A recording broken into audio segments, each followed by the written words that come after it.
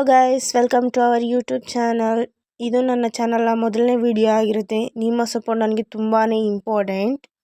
So ಅದಕ್ಕಾಗಿ ನೀವು ನನ್ನ ವಿಡಿಯೋಗಳನ್ನ ಇಷ್ಟಪಡೋದಾದರೆ ಲೈಕ್, ಶೇರ್ ಹಾಗೂ ಸಬ್ಸ್ಕ್ರೈಬ್ ಮಾಡೋದ್ರ ಮೂಲಕ ಸಪೋರ್ಟ್ ಮಾಡಿ. ತಮ್ಮನ್ನೆಲ್ಲ ನೋಡಿದ ತಕ್ಷಣ ಇವತ್ತಿನ ರೆಸಿಪಿ ಯಾವುದು ಅಂತ ನಿಮಗೆ ಗೊತ್ತಾಗಿರುತ್ತೆ. ಇವತ್ತಿನ ರೆಸಿಪಿಗೆ ಬೇಕಾಗಿರುವಂಥ ಇಂಗ್ರೀಡಿಯೆಂಟ್ಸ್ನ ನೋಡೋಣ ಬನ್ನಿ. ಮೊದಲನೇದಾಗಿ ನಾನಿಲ್ಲಿ ಒಣ ಕೊಬ್ಬರಿಯನ್ನು ಪುಡಿ ಮಾಡಿ ತೊಗೊಂಡಿದ್ದೀನಿ.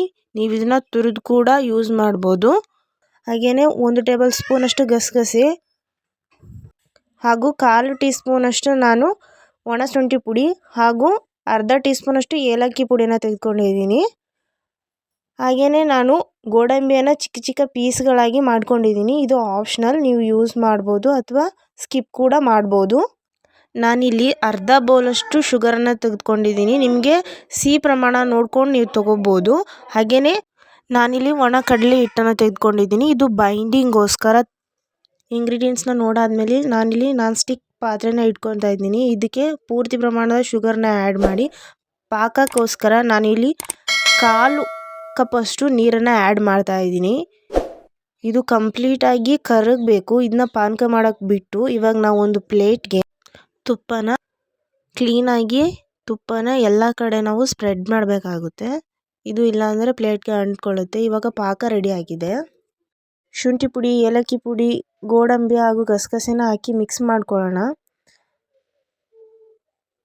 ನಾನಿವಾಗ ಪೂರ್ತಿ ಕೊಬ್ಬರಿನ ಹಾಕ್ತಿದ್ದೀನಿ. ಒಣ ಕೊಬ್ಬರಿಯನ್ನು ಹಾಕ್ಬಿಟ್ಟು ಕೈ ಬಿಡ್ದೇನೆ ನಾವು ಇದನ್ನ ಮಿಕ್ಸ್ ಮಾಡ್ಕೋಬೇಕು. ಕೈ ಬಿಡಬಾರ್ದು. ಹಾಗೆಯೇ ನಾನಿಲ್ಲಿ ಕಡಲೆ ಹಿಟ್ಟು ಕೂಡ ಹಾಕಿ ಮಿಕ್ಸ್ ಮಾಡ್ಕೊತಾ ಇದ್ದೀನಿ. ಕ್ಲೀನಾಗಿ ಮಿಕ್ಸ್ ಮಾಡ್ಕೊಬೇಕು. ನಾನ್ ಸ್ಟಿಕ್ನ ಯೂಸ್ ಮಾಡಿದ್ರೆ ನಿಮಗೆ ಪಾತ್ರೆಗೆಲ್ಲ ಅಂಟಲ್ಲ. ಬೇರೆದಲ್ಲಿ ಯೂಸ್ ಮಾಡಿದ್ರೆ ನಿಮ್ಮ ಪಾತ್ರೆಗೆಲ್ಲ ಅಂಟತ್ತೆ. So non stick better. ಇವಾಗ ನಾವು ಇದನ್ನ ಒಂದು ಪ್ಲೇಟ್ಗೆ ಶಿಫ್ಟ್ ಮಾಡ್ಕೊಳ್ಳೋಣ. ಇವಾಗ ಕಂಪ್ಲೀಟಾಗಿ ಇದು ಬೇಗ ಗಟ್ಟಿ ಆಗೋದ್ರಿಂದ ಬೇಗ ನೀವು ಇದನ್ನ ಹಾಕ್ಕೊಂಡು ಸ್ಪ್ರೆಡ್ ಮಾಡ್ಕೋಬೇಕಾಗುತ್ತೆ. ಇದನ್ನು ಕಂಪ್ಲೀಟಾಗಿ ಸ್ಪ್ರೆಡ್ ಮಾಡಿದ ನಂತರ ನಾನು ಇದ್ರ ಮೇಲೆ ಹುರ್ಗಡ್ಲೆ, ಒಣ ಕೊಬ್ಬರಿ ಹಾಗೂ ಗೋಡಂಬಿನ ಸೇರಿಸ್ಕೊಂಡಿದ್ದೀನಿ. ಇದು ಆರಿದ ನಂತರ ಇದನ್ನು ನೀವು ಯಾವ ಶೇಪಲ್ಲಿ ಬೇಕೋ ಆ ಶೇಪಲ್ಲಿ ನೀವು ಕಟ್ ಮಾಡ್ಕೋಬೋದು. ನಾನು ಇದನ್ನು ಸ್ಕ್ವೇರ್ ಶೇಪಲ್ಲಿ ಕಟ್ ಮಾಡ್ಕೊಂಡಿದ್ದೀನಿ. ಇದು ತುಂಬಾ ಸಾಫ್ಟಾಗಿ ಬಂದಿದೆ. ತಿನ್ನೋ ಕೂಡ ತುಂಬಾ ರುಚಿಯಾಗಿದೆ.